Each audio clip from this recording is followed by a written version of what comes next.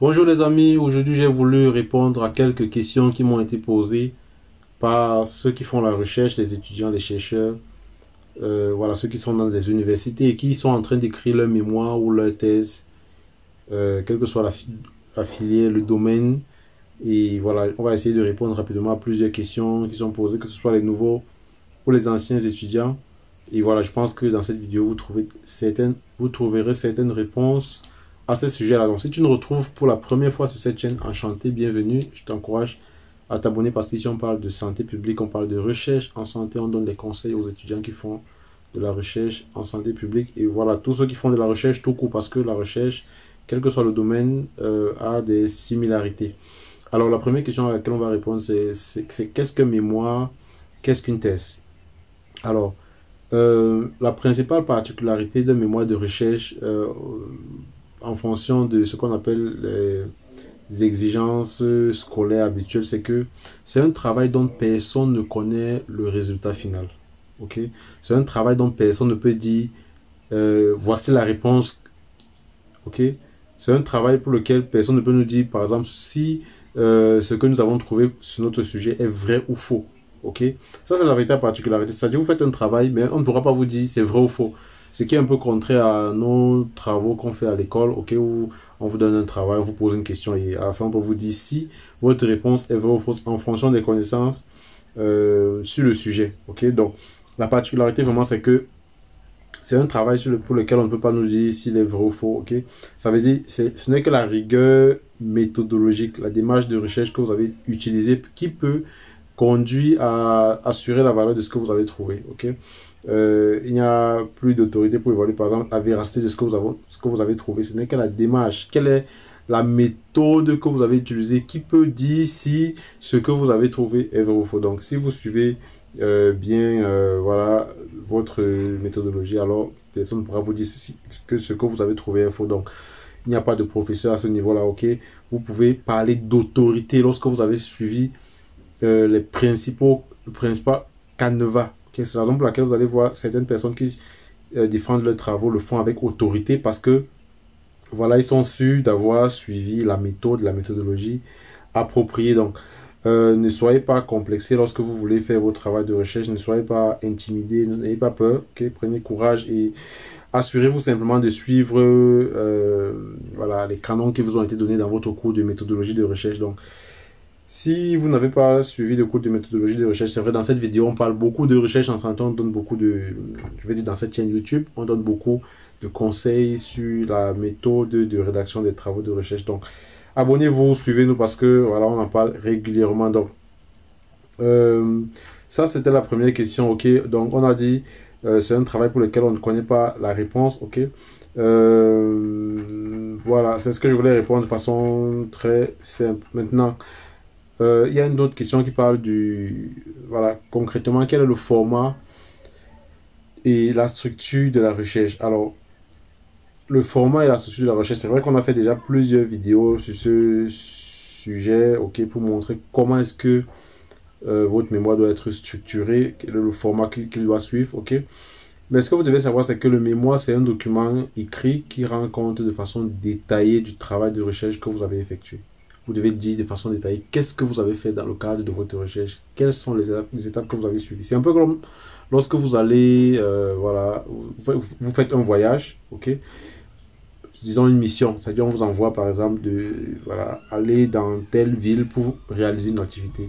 À la fin, on va vous dire, faites un rapport et vous allez décrire exactement ce que vous avez fait, pourquoi est-ce que vous l'avez fait et qu'est-ce que vous avez eu comme résultat. C'est la même chose lorsque vous faites votre mémoire, ok, c'est que vous devez simplement décrire ce que vous avez fait, ok. C'est-à-dire vous devez donner les objectifs, qu'est-ce que vous, voilà, déjà avant de donner les objectifs, quelle est la raison qui motive que vous vous concentriez sur un sujet particulier. Donc vous allez parler du contexte, vous allez parler de la justification, ce qui va voilà, dire pourquoi est-ce il mériterait qu'on s'attarde sur le sujet sur lequel vous voulez vous attarder. Ok, ensuite vous allez donner donc votre question. Quelle est la question que vous vous posez? Ok, parce que lorsqu'on fait la recherche, c'est qu'on veut retrouver quelque chose. Ok, on a un questionnement, quelque chose qui nous préoccupe. Et donc, on va poser des questions, on va se fixer des objectifs. Ok, on va définir la méthodologie. Comment est-ce que je fais?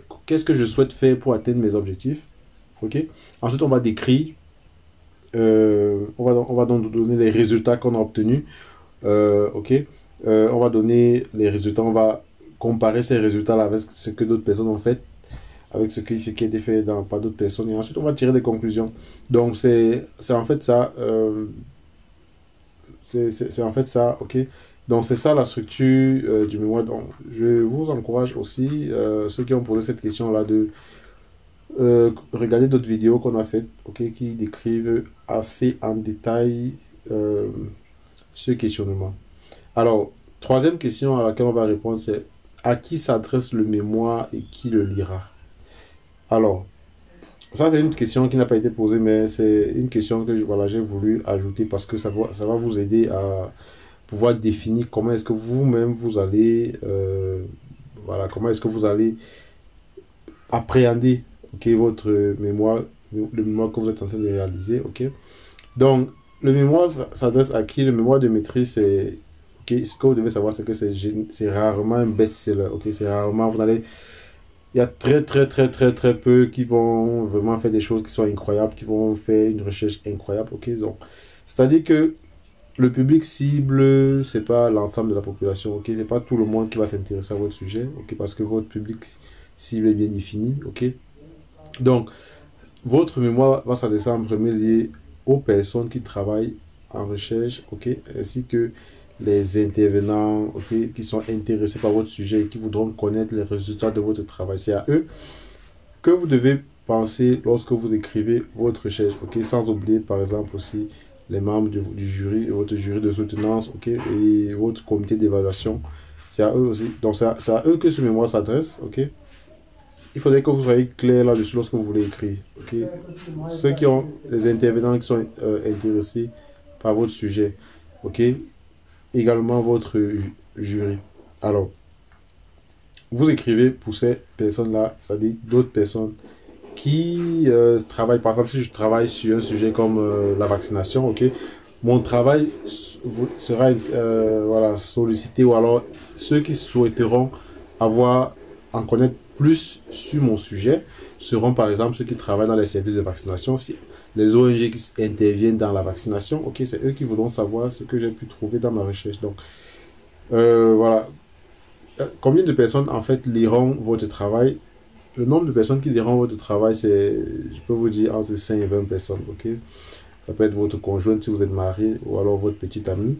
Ok, ça peut être un ou deux amis qui voilà, sont vraiment proches de vous. Ça peut être votre directeur ou directrice de recherche. Ok, ça peut être les membres de votre comité d'évaluation si vous en avez un. Ça peut être les membres de votre jury. Ok, ça peut être quelques chercheurs répartis dans le monde si jamais vous décidez de publier, ou alors si votre université publie votre travail. Ok, ou alors les étudiants qui voudront travailler dans les mêmes thématiques que vous avez explorées. Donc voilà les personnes qui liront votre travail. Ce que vous devez donc prendre en considération, ce sont ces différents aspects-là lorsque vous voulez écrire. Je voudrais évoquer d'autres sujets qui ont été posés. Par exemple, c'est quoi la recherche en jean, c'est quoi la recherche en tenue de soirée. Un concept bien développé par des auteurs qui travaillent dans ce sujet-là. Mais je pourrais faire une deuxième vidéo pour vous parler de ça, la recherche en jeans, la recherche en tenue de soirée. Lorsque vous souhaitez commencer votre travail, c'est important d'avoir ces différentes notions-là. Comment est-ce que vous devez planifier votre travail, comment est-ce que vous devez planifier la rédaction de votre mémoire, ok? Voilà, donc on va faire une deuxième vidéo où on va évoquer ces différents sujets pour que la vidéo ne prenne pas plus de 10 minutes. Alors les amis, dites-moi ce que vous en pensez. À quel niveau est-ce que vous êtes dans la rédaction de votre mémoire, de votre thèse? Laissez un commentaire pour parler de votre situation. Voilà, c'est bien d'échanger là-dessus. Ok. On se dit donc pour une prochaine vidéo. N'hésitez pas si vous avez des questions. N'oubliez pas également que Parlons de santé publique, c'est également une plateforme qui offre des services aux étudiants, aux chercheurs pour l'analyse de vos données qualitatives ou quantitatives et aussi pour la relecture de votre travail. Donc, si vous êtes intéressé par l'un ou l'autre de ces services-là, vous nous écrivez à travers l'adresse email qui se retrouve dans la description de cette vidéo et nous allons mettre à votre disposition un de nos chercheurs qui va vous accompagner. On se retrouve pour une prochaine vidéo. Sentez-vous bien.